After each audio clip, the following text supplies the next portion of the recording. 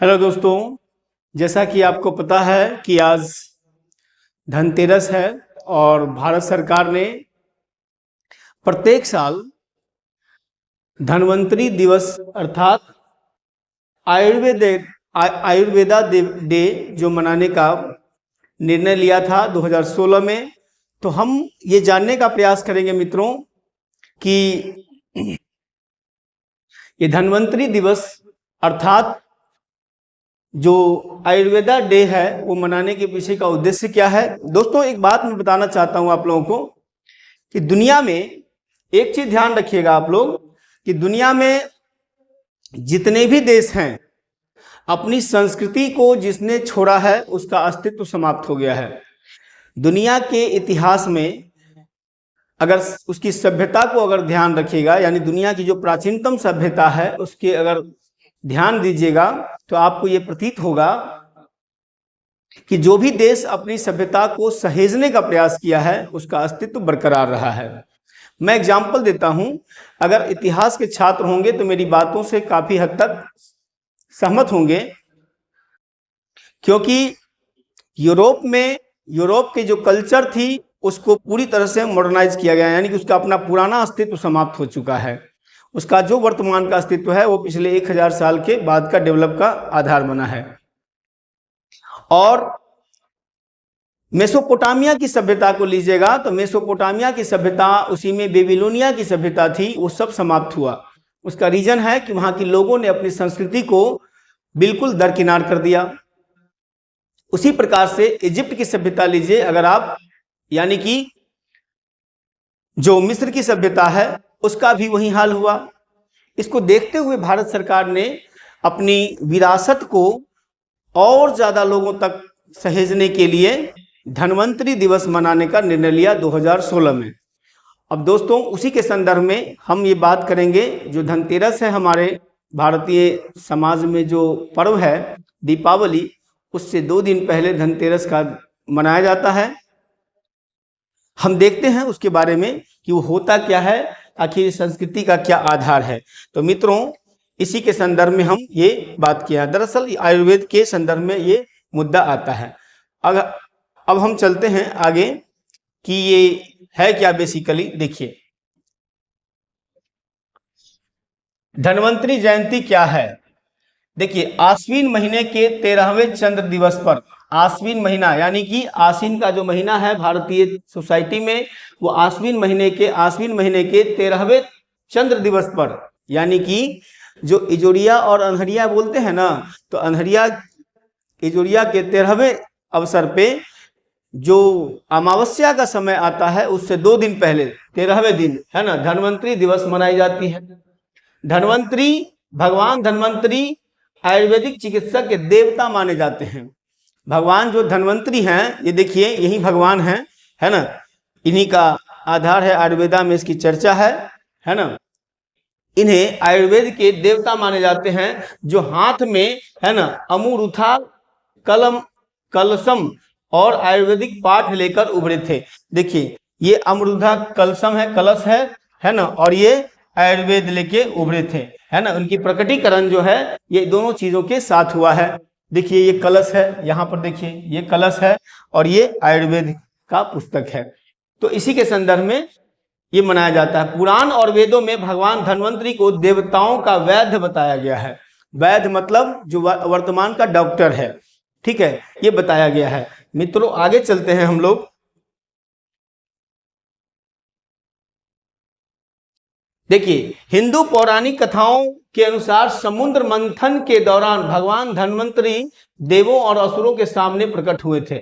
समुद्र का जो मंथन हुआ था, देखिए यहाँ पर एक साइड में असुर लोग इसको खींच रहे हैं और एक साइड में देवतागण इसको खींच रहे हैं। बीच में एक पर्वत है, पर्वत को दोनों तरफ से ऐसे ऐसे करके घींच, जैसे मट्ठा महते हैं ना, है ना, दही दूध को महते, जब उसका पेराई की जाती है तो मक्खन निकलता है। इसी के संदर्भ में ये एक धारणा है, पौराणिक धारणा है। उसके अनुसार ये नाग देवता यानी सांप है, वो अपनी शक्ति का प्रदर्शन कर रहे हैं। एक तरफ देवतागण है और एक तरफ असुर लोग हैं। दोनों मिलके समुद्र मंथन किए हैं और जो जो चीजें आई थी उससे प्रकट हुआ था वो दोनों मिलकर बांट लिए थे। इसी के संदर्भ में ये चीजें आती हैं उभर के, है ना। असुरों के देवता के रूप में प्रकट हुए थे। चरक संहिता, चरक संहिता जो है नाम की दवा पर किताब लिखने वाले जो चरक हैं वो आयुर्वेद के जनक माने जाते हैं। देखिए चरक संहिता ये चरक ऋषि ने लिखा है, आयुर्वेद के संदर्भ में इसकी जानकारी वो देते हैं।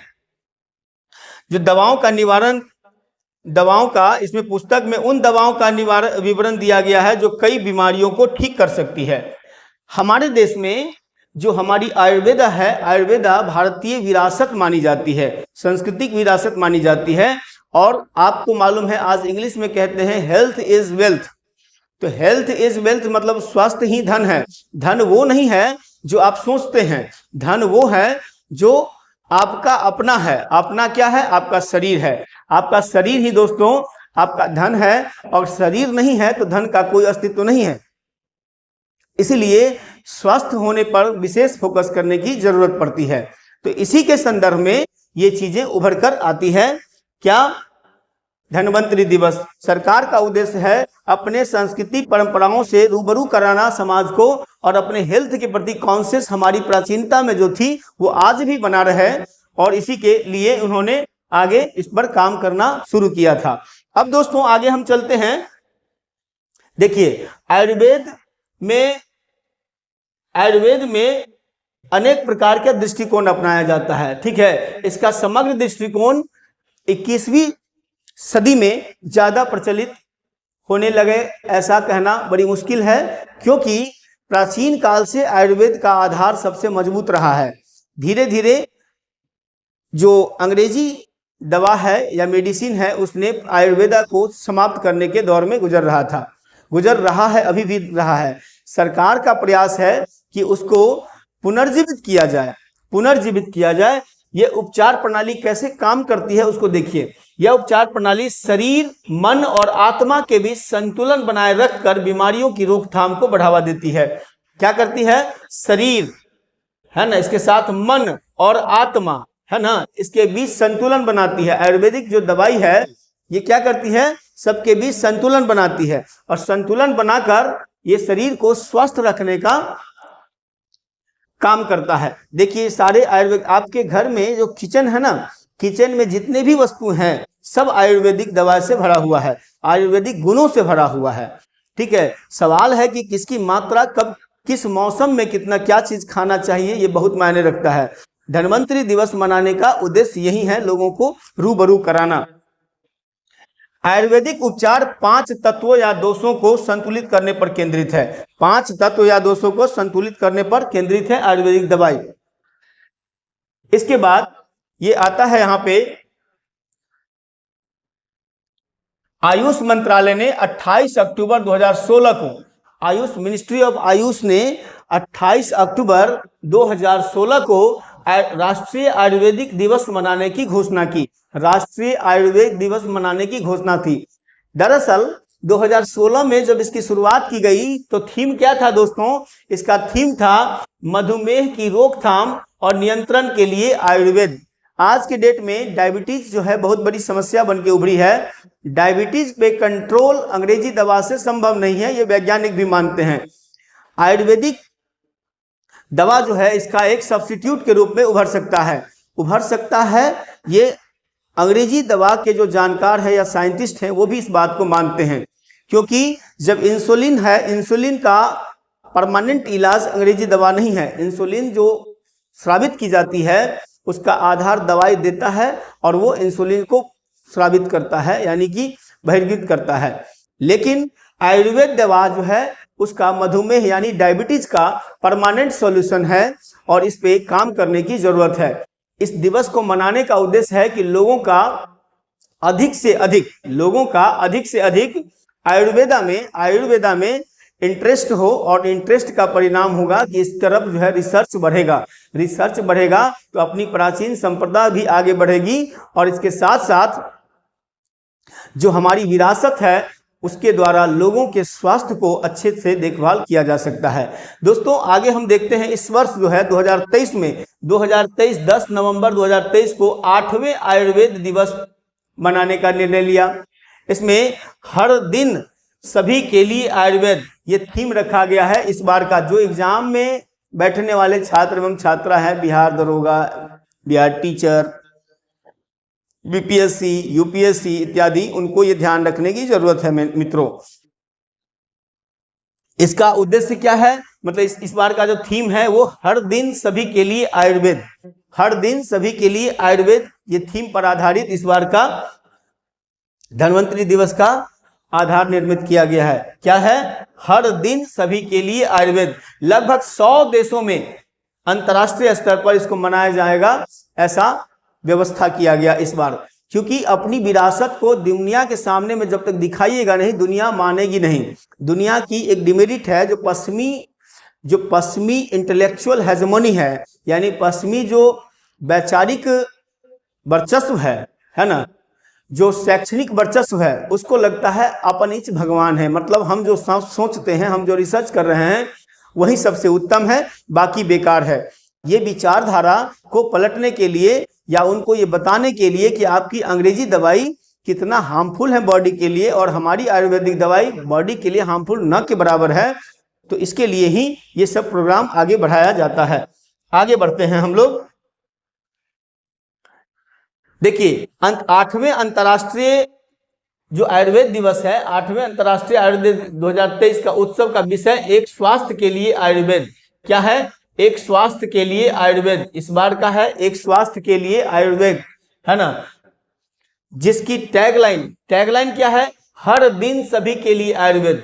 ध्यान रखिएगा, टैगलाइन है हर दिन सभी के लिए आयुर्वेद और विषय है एक स्वास्थ्य के लिए आयुर्वेद। और थीम अलग था। थीम क्या था दोस्तों, थीम को देखिए, थीम अलग है, मधुमेह। ये थीम है हर दिन सभी के लिए आयुर्वेद, देख रहे हैं, हर दिन सभी के लिए आयुर्वेद। इसके बाद टैगलाइन वही है, हर दिन सभी के लिए आयुर्वेद। इसका लक्ष्य क्या है आयुष मंत्रालय का, मनुष्यों, न केवल मनुष्यों बल्कि पर्यावरण, पौधों और जानवरों की भलाई को बढ़ावा देने में आयुर्वेदिक क्षमता का पता लगाना। मतलब रिसर्च एंड डेवलपमेंट को आगे बढ़ाकर आयुर्वेद के माध्यम से जीव जंतु और पर्यावरण के बीच में एक जुड़ाव महसूस करना। आयुर्वेद कहाँ से आता है, पर्यावरण से। पर्यावरण का रक्षा तब होगा जब उसका महत्व हम अपने जीवन में समझ पाएंगे। जब हम अपने जीवन में उसका महत्व नहीं समझ पाएंगे तो पर्यावरण का सुरक्षा नहीं किया जा सकता है। यूरोपियन कल्चर ने पर्यावरण को उपभोग के नजर से देखा, अधिक से अधिक चीजों को इस्तेमाल करें, उपभोग करें, अपने लाभ के लिए उसका यूज करें। लेकिन भारतीय सभ्यता में पर्यावरण के प्रति सह अस्तित्व की भावना डेवलप की गई, क्योंकि भारतीय सभ्यता की विचारधारा यह है कि जब इन्वायरमेंट यानी पर्यावरण हमारा नुकसान होगा तो दोस्तों हमारे शरीर के ऊपर उसका नेगेटिव इम्पैक्ट पड़ेगा। इसलिए पर्यावरण को ज्यादा से ज्यादा तरजीह देना ये हमारे संस्कृति का आधार रहा है। आपको मालूम है, एग्जाम्पल में देता हूं, जैसे पीपल का वृक्ष, उसकी पूजा की जाती है, वट वृक्ष उसकी पूजा की जाती है। मुझे नहीं पता कि पीपल के वृक्ष या वट वृक्ष के पूजन से वंश की प्राप्ति होती है, ऐसी हमारी संस्कृति कहती है। मेरा मानना है कि अगर ठीक है, वंश परंपरा हो या ना हो अलग बात है, लेकिन मित्रों अगर पीपल के वृक्ष से ऑक्सीजन सबसे ज्यादा प्रोड्यूस होता है, अगर उसके पूजा करने से उसके संरक्षण हो रही है, यानी पीपल के वृक्ष की कटाई रुक रही है, तो बताइए हमारे दोस्त कि क्या पर्यावरण की रक्षा है कि नहीं है। विचार इंसान का सोचने का अलग अलग नजरिया हो सकता है, लेकिन थीम क्या है, पर्यावरण की रक्षा। और बार बार ये कहना कि नहीं ये बेकार है, ये बहुत अंधविश्वास है, तो ठीक है, अपने जगह पे एक अंधविश्वास है, लेकिन उसके साइड का जो इम्पैक्ट है वो ये है, पर्यावरण की रक्षा भी है। तो आप इसको क्यों नहीं मानते हैं। पर्यावरण की रक्षा को आधार बनाने के लिए कुछ न कुछ अपनी विचारधारा में लाना। जो जैसा आपका विचारधारा है वेस्टर्न, वो विचारधारा इंडिया का कल्चर का है, तो उस इंडिया के कल्चर की विचारधारा के अनुकूल हमारे देश में जो सोसाइटी है वो सोसाइटी अपने पर्यावरण के साथ एडजस्ट कर रखा है। अगली बात देखिएगा कि पारंपरिक उपचार, ट्रेडिशनल जो हेल्थ का उपचार है, उसमें विश्व स्वास्थ्य संगठन यानी WHO ने WHO द्वारा भी मान्यता प्राप्त कर रखा है। देखिए WHO ने, वर्ल्ड हेल्थ ऑर्गेनाइजेशन ने इसको मान्यता दे रखा है। मान्यता क्यों न दे, वो भी जानता है कि अंग्रेजी दवाई केमिकल कंपोनेंट से बना हुआ है, वो नुकसानदेह ही है, तो क्यों ना मान्यता दे। ठीक है, आगे बढ़ते हैं हम लोग। देखिए इसमें क्या है कि दुनिया की सबसे पुरानी चिकित्सा प्रणालियों में से एक के रूप में आयुर्वेद को माना जाता है, जो लगभग 5000 साल पुरानी है। दोस्तों, आज की जो आधुनिक शिक्षा, आधुनिक जो मेडिसिन सिस्टम है, मेडिसिन पद्धति है, वो विगत 200-300 साल के बीच में डेवलप हुई है। लेकिन आयुर्वेद 5000 साल पुरानी, आयुर्वेद, यूनानी, है ना, ये सब जो मेडिसिन पद्धति है वो लगभग बहुत पुरानी है। उसमें हमारी जो आयुर्वेद सिस्टम है वो लगभग 5000 साल पुरानी है। यह उपचार प्रणाली शरीर, आत्मा और दिमाग में होम्योस्टेसिस को बहाल करने के लिए स्वास्थ्य जीवन शैली और आहार का अभ्यास करने को प्रोत्साहित करती है। इसका मानना है कि खान पान ही हमारे शरीर को सही रख सकता है। खान पान में किस सीजन में क्या खाना चाहिए, हमारे देश में जो ऋतु है ना, मूलतः शरद ऋतु, गर्म ऋतु, ग्रीष्म ऋतु और बसंत ऋतु, तीनों में हमारे शरीर अलग अलग चीजें डिमांड करती है। मैं एक एग्जांपल देता हूं कि आजकल ठंडी का समय आ रहा है। अब डॉक्टर कहते हैं कि संतरा मत खाइए। ये वाहियात किस्म का व्यवहार है जनता के साथ। क्यों है, मैं बता रहा हूं उसका। शरीर में रुखरापन जो है वो विटामिन सी की कमी से आती है। विटामिन सी का भरपूर स्रोत है खट्टा फल। खट्टा जो फल है वो विटामिन सी का भरपूर स्रोत है। खट्टे फल में साइट्रिक एसिड पाया जाता है। अगर वैज्ञानिक रासायनिक दृष्टिकोण से देखा जाए तो साइट्रिक एसिड, जब आपको सर्दी होती है, चाहे जिसका स्क्रीन है ना, स्क्रीन अजीब सा लगता है, रुखरापन टाइप का लग जाता है, तो उसको पूरा करने के लिए डॉक्टर के पास जाते हैं तो गोली देते हैं, केमिकल से बना हुआ गोली है, टैबलेट है, और वो उसमें साइट्रिक एसिड की मात्रा रहती है। तो अब हमारा कहना है कि जब प्राकृतिक ने हमें समय के साथ फल दिया है तो उसका इस्तेमाल क्यों नहीं करें। और एक चीज बताइए कि विटामिन सी खाने से सर्दी हो जाएगा, ये अपने आप में हास्यास्पद है ना। हम अपनी कल्चर से दूर ही तो हो रहे हैं, उसको नेचर से अलग कर रहे हैं। ये डॉक्टरों की अलग व्यवहार है जो मुझे बड़ी समझ में नहीं आता है चीजें। नेचर ने हमें समय के साथ जो वस्तु दिया है उपभोग करने के लिए, आप उसको अलग कर रहे हैं। अब देखिए, आयुर्वेदिक औषधियां मानव शरीर को बीमारी और शारीरिक दर्द से मुक्त करने में मदद करती है। जीवन का विज्ञान माना जाने वाला आयुर्वेद मस्तिष्क, भावनात्मक, शारीरिक, आध्यात्मिक और समग्र कल्याण को बढ़ावा देती है। जब हम देखिए, हमारे शास्त्रों में कहा जाता है कि जैसा आपका भोजन है वैसा आपका विचार है ना, वैसा ही आपका थिंक है, जैसी आपकी थिंक है वैसा ही आपका शरीर काम करेगा। जब आपके शरीर में नकारात्मक विचार का प्रादुर्भाव होगा तो आपका शरीर भी नकारात्मक विचार के कारण नेगेटिव इम्पैक्ट डालेगा और शरीर को नुकसान पहुंचाएगा। इसलिए आयुर्वेद जो है वो सब चीजों को बहुत ही साइंटिफिक तरीके से आगे बढ़ाती है। देखिए, फाइनेंशियल एक्सप्रेस की एक रिपोर्ट के अनुसार भारत में सौंदर्य और कल्याण क्षेत्र में उपभोक्ताओं के बीच प्राकृतिक उपदाओं की लगातार मांग बढ़ रही है। प्राकृतिक जो उत्पाद हैं उसका मांग बढ़ रहा है और रासायन मुक्त उत्पाद पर भरोसा करने लगे हैं। लोगों का मानना है दोस्तों कि प्राकृतिक उपचार पर फोकस किया जाए, बहुत हो गया अंग्रेजी जो दवा है उसका इस्तेमाल, अब हमें प्राकृतिक जो दवा है उस पर फोकस करना चाहिए। तो ये एक अच्छा साइन है पूरी दुनिया में, भारत की संस्कृति के लिए भी, भारत की विरासत। भारत ने जो भी चीज बनाया है वो दुनिया को उपहार के रूप में दिया है, उसका पेटेंट नहीं करवाया है, अमेरिका की तरह पेटेंट नहीं करवाया है। मैं एग्जांपल देता हूं कि जैसे दुनिया में नीम का तेल है वो हमारे देश में प्राचीन काल से इस्तेमाल किया जाता है ना। लेकिन सवाल है कि अमेरिका ने क्या किया कि नीम के तेल को बनाकर पेटेंट करवा लिया और भारत पे दबाव बनाने लगा। भारत ने लड़के उससे वो पेटेंट छीना है अपने हाथ में। हमने जो भी चीज बनाया है समाज कल्याण के लिए बनाया है, उसमें आर्थिक व्यवस्था को ज्यादा तवज्जो नहीं दिया है। हमारे देश का उद्देश्य क्या रहा है कि अर्थ परमार्थ के लिए है, मतलब जो हम कमा रहे हैं तो कमाई के साथ साथ सामाजिक कल्याण भी उसमें शरीक होना चाहिए। ऐसा नहीं है कि हाँ जो हम कर लिए, जो हमारा है वही है, दुनिया से कोई सरोकार नहीं है, वो हमारी संस्कृति का आधार नहीं रहा है।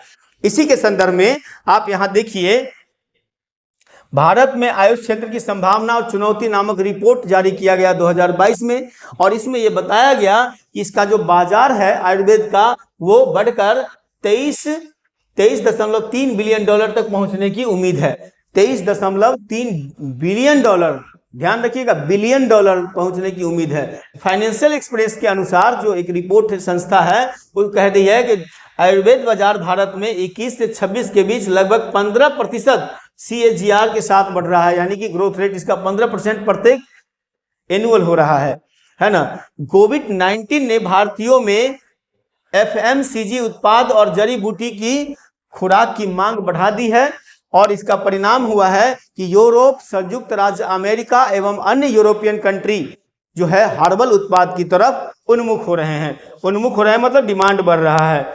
अब दोस्तों बताइए, इतनी बड़ी विरासत हमारी अगर है तो इसको क्यों ना हम आगे बढ़ाने में मदद करें।